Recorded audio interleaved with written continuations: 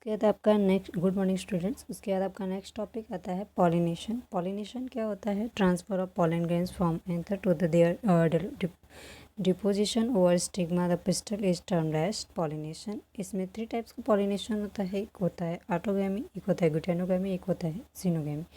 Autogamy में क्या होता है कि जो transfer of pollen grains is from anther to stigma of the same flower is known as autogamy. इसमें 2 टाइप्स के फ्लावर्स होते हैं, क्लिस्टोगैमस फ्लावर्स होते हैं, कैस्मोग्लैमस फ्लावर्स होते हैं।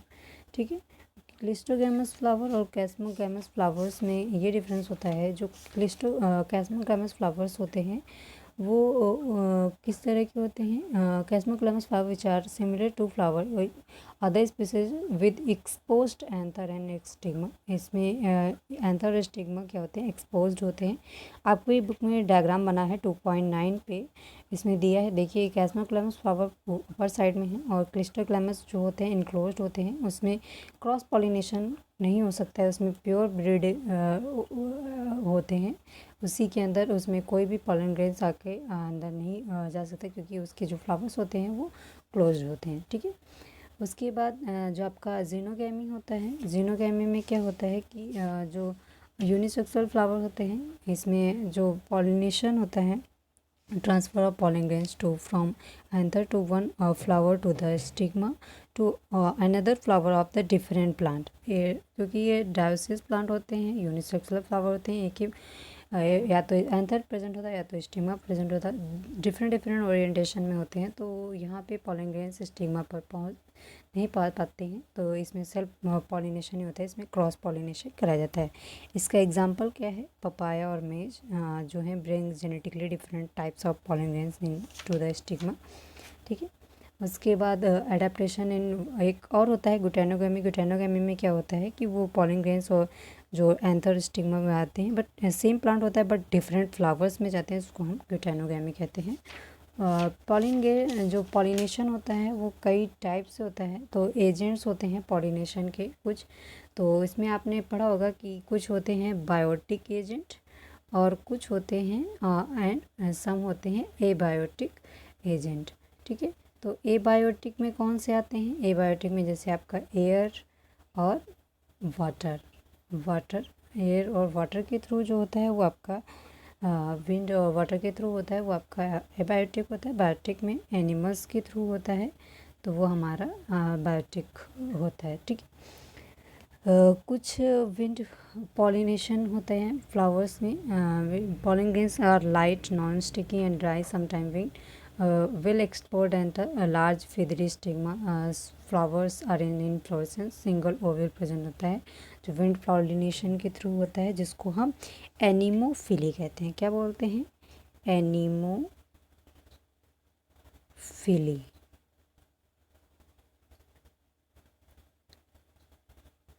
ठीक, इसको हम क्या बोलते हैं? एनिमोफिली।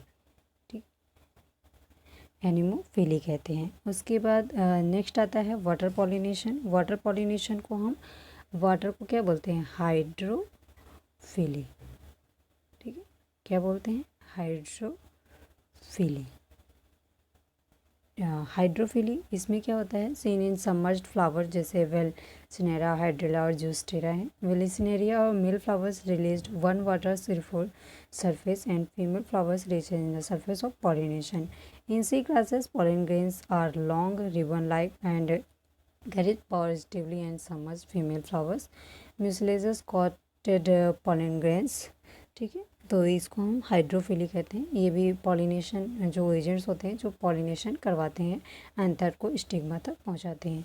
कुछ अडेप्टेशन होता है जिसको हम इंसेक्ट और पॉलिनेशन के थ्रू या कराते हैं, जिनको हम इंटेमोफिली कहते हैं। क्या बोलते हैं?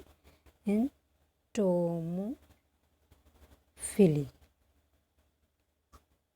ठीक, इनको क्या बोलते हैं? इंटेमोफिली। इसमें क्या होता है? ये the form of pollination in which insect distribute pollen is called entomophily. Flowers are large, sticky and bright colour. Large होते हैं, ब्राइट कलर्ड होते हैं, सोर्स करते हैं। If a small number of flowers are clustered into inflorescence to make them compatible, they have honey and nectar glands which are highly fragment to attract insect. The pollen grain surface is sticky due to the exine layer and stigma is sticky due to the mucilaginous secretion. ठीक है. The flowers offers floral rewards like nectar and pollen grains for pollination to insect. ठीक है. Provide rewards animal pollinator such as nectar वगैरह जो होते हैं. कभी आपने देखा होगा जो बटरफ्लाइज या हनी बीज वगैरह होती हैं, नेक्टर्स को कलेक्ट करने के लिए जो फ्लावर्स होते हैं वहाँ पे ये जाते हैं. ठीक है. तो उन्हीं के विंग्स में या लेग्स में वो क्या होते हैं, वहाँ से स्टिक कर जाते हैं और उसके बाद एंथर जो होते हैं फिर वो किसी और फ्लावर में बैठते हैं, तो वहाँ से वो दूसरे फ्लावर या अगर यूनिसेक्सुअल है या बाईसेक्सुअल है तो वो स्टिग्मा तक पहुँच जाते हैं. ठीक है. उसके बाद आपका नेक्स्ट टॉपिक जो आता है वो पॉलन पिस्टल इंट्रैक्शन होता है. किस तरह से एक इसमें और टॉपिक आता है जिसको हम बोलते हैं आउटब्रीडिंग डिवाइसेस. आउटब्रीडिंग डिवाइसेस क्या होती हैं? जो majority of flowering plants produce hermaphrodite flowers and pollen grains are likely to come contact with the stigma same flower. इसमें क्या होता है, कंटिन्यू अगर सेल्फ पॉलिनेशन होता रहेगा तो इनब्रीडिंग डिप्रेशन का वो हो जाएगा, क्योंकि सेल्फ पॉलिनेशन से जो इनब्रीडिंग डिप्रेशन हो जाएगा उसमें फ्लावरिंग प्लांट्स जो होते हैं develop many devices discourage self pollination.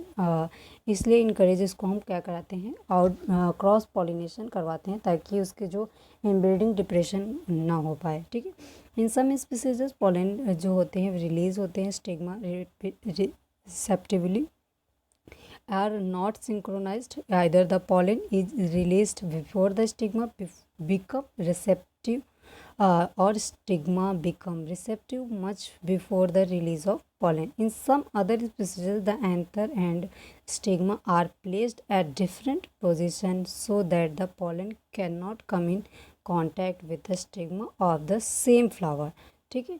इसी वजह से इसको हम आउट ब्रीडिंग करवाते हैं ताकि जो इससे मेन इसमें है कि इनब्रीडिंग डिप्रेशन को हटाने के लिए, जो सेल्फ पॉलिनेशन अगर होता रहेगा तो इनब्रीडिंग डिप्रेशन हो जाएगा, इसलिए इसको हटाने के लिए हम क्या कराते हैं, आउट ब्रीडिंग करवाते हैं. इसको हम क्रॉस पॉलिनेशन कहते हैं. ठीक है.